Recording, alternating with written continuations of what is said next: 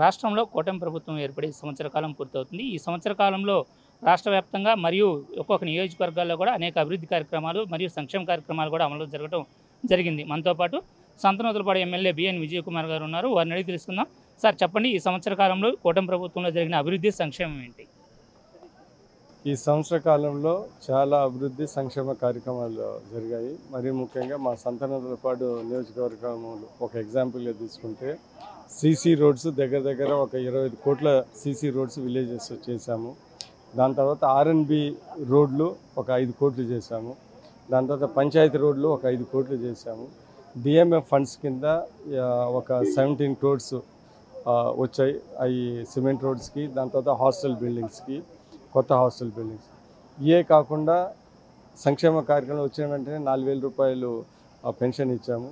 అతి త్వరలోనే 2 monthsలోనే రైతులకు కూడా డబ్బులు ఇస్తామన్నారు. దాని తర్వాత బస్సులు కూడా లేడీస్కి ఫ్రీ బస్సులు అనేది ఒక 2-3 monthsలో ఇస్తామని మా సీఎం గారు చెప్పారు. దాని తర్వాత తల్లికి వందనం కూడా ఎంతమంది అర్హులు ఉన్నారో అది కూడా 1-2 monthsలో చేశారు. సో మేము చెప్పిన సంక్షేమ కార్యక్రమాలు, అభివృద్ధి పనులు మేము ఊహించిన దానికన్నా ఎక్కువనే ఈ సంవత్సరంలో జరిగింది. రాబోయే కాలంలో కూడా ఇంకా బ్రహ్మాండంగా అభివృద్ధి సంక్షేమ కార్యక్రమం ముందుకు తీసుకొని వెళ్తామని తెలియజేస్తాము. ఇప్పుడు సార్, సంతనూతలపాడు నియోజకవర్గానికి వస్తే జిల్లాలో ఉన్న ప్రధానమైనటువంటి 2 ప్రాజెక్టులు, ఇటు గుల్లకమ్మ ప్రాజెక్టు, రామతీర్థం ప్రాజెక్టు, 2 ప్రాజెక్టులు కూడా మీ నియోజకవర్గంలో ఉన్నాయి. ఈ ప్రాజెక్టుల పరంగా ఎటువంటి అభివృద్ధి జరిగింది?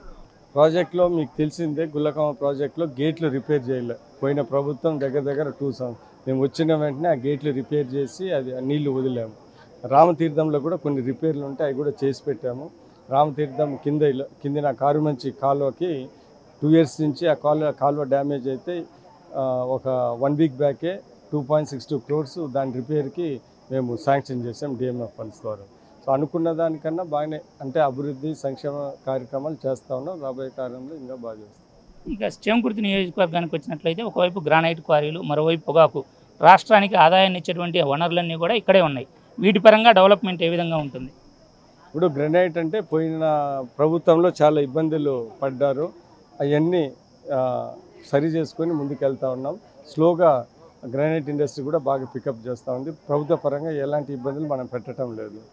దాని తర్వాత రెండోది పొగాకు అంటే ఈసారి కొద్దిగా ధరలు తక్కువ ఉన్నాయి.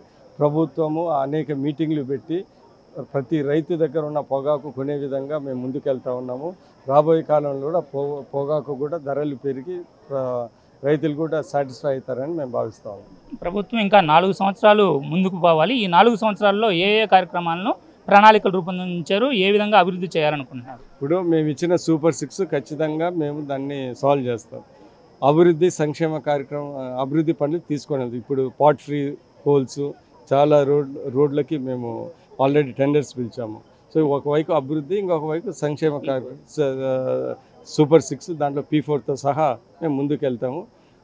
మేము అనుకున్న దానికన్నా, ప్రజలు ఊహించే దానికన్నా అభివృద్ధి పనులు అయితే ముందుకెళ్ళాయి. సంక్షేమ కార్యక్రమాలు కూడా ఒక 2-3 నెలల్లో మొత్తము మేము చెప్పినట్టు మా ఎజెండాలో ఉన్నట్టు, మా పొలిటికల్ ఎజెండాలో అన్నీ తీరుస్తాం.